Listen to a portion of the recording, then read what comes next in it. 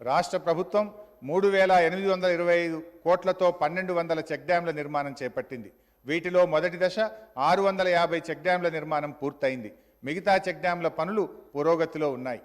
ఉమ్మడి పాలమూరు, రంగారెడ్డి జిల్లాలను సంపూర్ణంగా సస్యశ్యామలం చేసే విధంగా తెలంగాణ ప్రభుత్వం పాలమూరు రంగారెడ్డి ఎత్తిపోతల ప్రాజెక్టును నిర్మిస్తున్నది.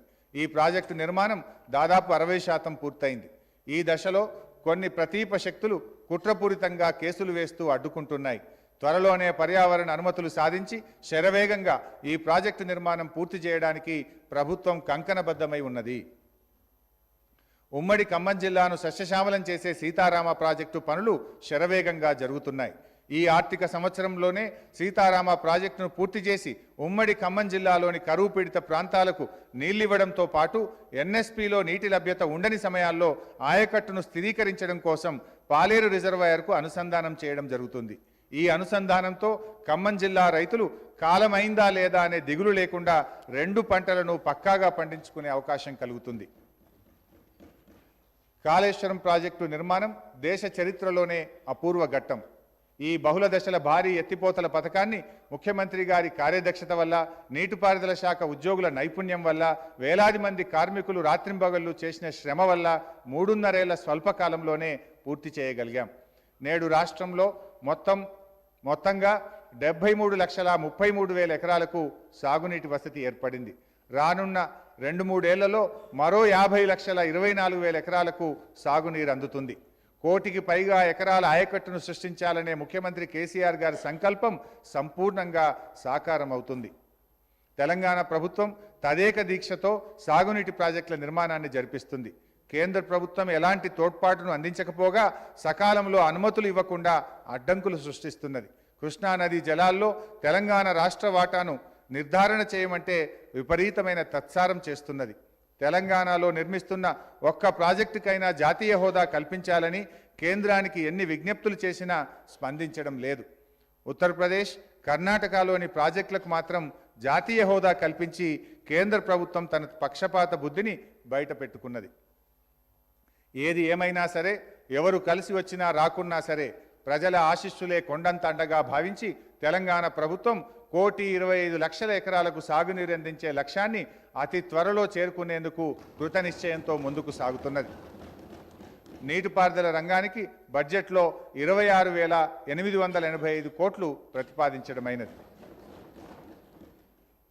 విద్యుత్ రంగం అన్ని రంగాలకు 24 గంటల పాటు నిరంతరాయంగా వ్యవసాయానికి ఉచితంగా నాణ్యమైన విద్యుత్తును సరఫరా చేస్తున్న ఏకైక రాష్ట్రం తెలంగాణ. వెలుగు జిలుగుల రాష్ట్రంగా తెలంగాణ కీర్తి నేడు దశ దిశలా వ్యాప్తించింది.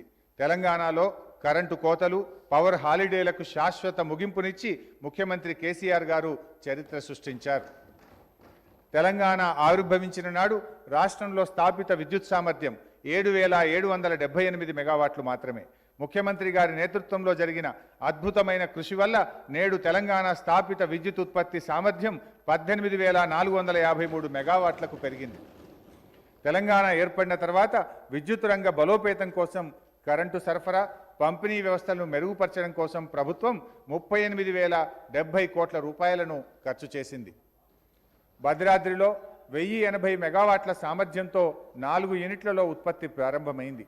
800 మెగావాట్ల సామర్థ్యం కలిగిన కొత్తగూడెం విద్యుత్ ప్లాంట్లోనూ ఉత్పత్తి ప్రారంభమైంది. మంచిర్యాల జిల్లా జైపూర్లో 1,200 మెగావాట్ల సామర్థ్యంతో సింగరేణి నిర్మించిన విద్యుత్ ఉత్పత్తి కేంద్రంలోనూ ఉత్పత్తి ప్రారంభమైంది.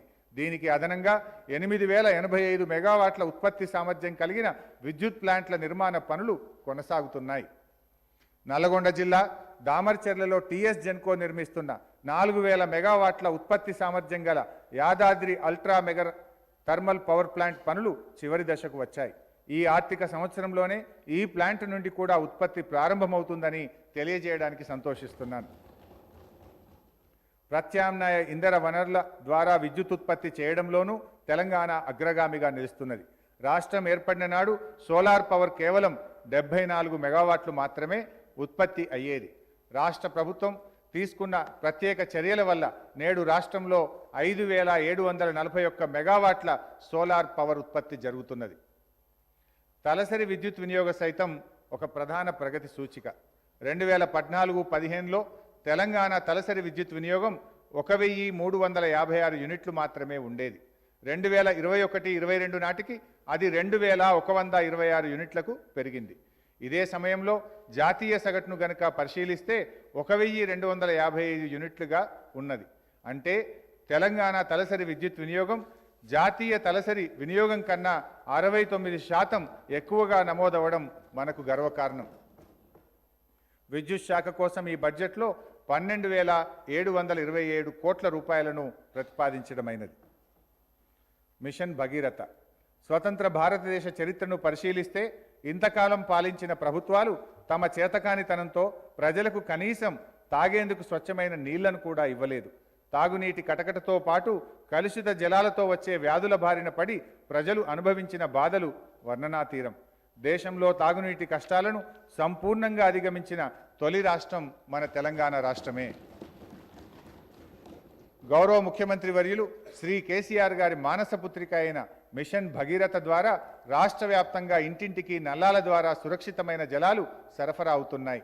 కలుషిత జలాల ద్వారా సంక్రమించే వ్యాధులను అరికట్టడంలో తెలంగాణ ప్రభుత్వం పూర్తిగా సఫలీకృతమైంది.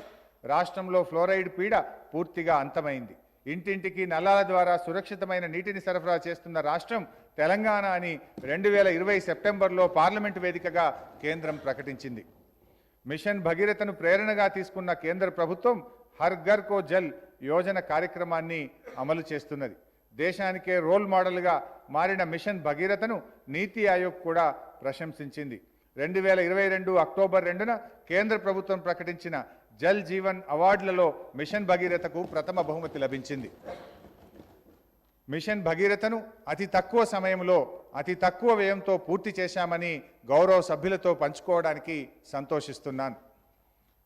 ప్రాజెక్టుకు 44,933.66 కోట్ల రూపాయల అంచనాతో పరిపాలనా అనుమతులకు మంజూరు చేయగా ప్రాజెక్టు పూర్తయ్యే నాటికి చేసిన వాస్తవ వ్యయం 36,900 కోట్లు మాత్రమే. ఖచ్చితమైన ప్రణాళికతో అత్యంత పారదర్శకంగా ఆధునిక పద్ధతులు వినియోగించి నిర్ణీత సమయంలో పూర్తి చేయడం వల్ల ప్రభుత్వం 8,033.66 కోట్ల ప్రజాధనాన్ని ఆదా చేయగలిగింది.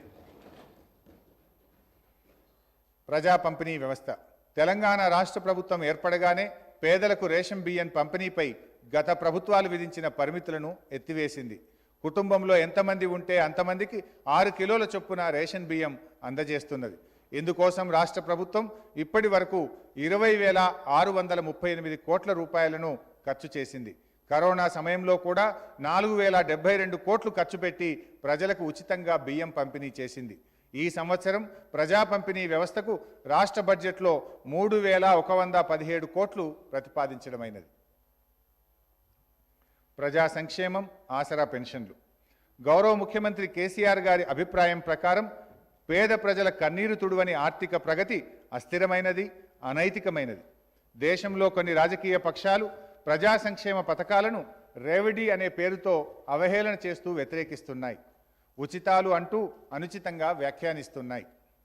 ప్రతిదాన్ని లాభ నష్టాలతో చూసేందుకు పరిపాలన వ్యాపారం కాదు. సంక్షేమ పథకాలను లాభ నష్టాల దృక్పథంతో కాకుండా మానవాభివృద్ధి దృక్పథంతో చూడాలి. ఈ వివేకాన్ని కొన్ని రాజకీయ పక్షాలు కోల్పోవడం దురదృష్టకరం. గౌరవ ముఖ్యమంత్రి కేసీఆర్ గారు 2019వ సంవత్సరంలో జరిగిన ఆర్థిక సంఘం సమావేశంలో ఇదే విషయంపై హమ్తో సర్కార్ చలా రహా హై వ్యాపార్ నహి అని కుండ బద్దలు కొట్టినట్టు చెప్పారు. పరిపాలనకు మానవీయ పరిమళాలను అద్దుతూ తెలంగాణ రాష్ట్ర ప్రభుత్వం ప్రజా సంక్షేమానికి సింహభాగం నిధులను వెచ్చిస్తున్నది. గత ప్రభుత్వాలు కంటి తుడుపుగా 200 రూపాయల పెన్షన్ ఇచ్చేది. తెలంగాణ ప్రభుత్వం ఆసరా పెన్షన్ కింద ఇచ్చే మొత్తాన్ని 2,016 రూపాయలకు పెంచింది. దివ్యాంగులకు 3,016 రూపాయలకు పెంచింది. ప్రజల కష్టాలు ఎరిగిన ప్రభుత్వం గనక మేనిఫెస్టోలో పేర్కొనకపోయినా, ఎవరూ డిమాండ్ చేయకపోయినా బీడీ కార్మికులకు, ఒంటరి మహిళలకు, ఫైలేరియా బాధితులకు, డయాలసిస్ పేషెంట్లకు సైతం 2,016 రూపాయల పెన్షన్ను నెల నెలా అందజేస్తున్నది. 2014లో పెన్షన్లు పొందే లబ్ధిదారుల సంఖ్య 29,21,828గా ఉండేది. వీరి కోసం ప్రతి ఏటా 861 కోట్లు ఖర్చయ్యేవి. తెలంగాణ రాష్ట్రం ఏర్పాటయ్యాక ఆసరా పెన్షన్ లబ్ధిదారుల సంఖ్యను ప్రభుత్వం 44,12,882కు మందికి పెంచింది. వీరి పింఛన్ల కోసం ప్రభుత్వం ప్రతి ఏటా 11,628 కోట్లు ఖర్చు చేస్తున్నది. రాష్ట్రం ఆవిర్భవించిన నాటి నుంచి ఇప్పటి వరకు 54,989 కోట్ల రూపాయలను ఆసరా పెన్షన్ లబ్ధిదారులకు అందించింది. గత బడ్జెట్లో చెప్పిన విధంగా 57 ఏళ్లు నిండిన వారికి పెన్షన్ ఇవ్వడం జరుగుతుంది. ఈ మేరకు 2022 సంవత్సరంలో కొత్తగా 8,96,592 మందికి ఆసరా పెన్షన్లను మంజూరు చేయడం జరిగింది. ఆసరా పెన్షన్ల కోసం ఈ బడ్జెట్లో 12,000 కోట్లు ప్రతిపాదించడమైనది.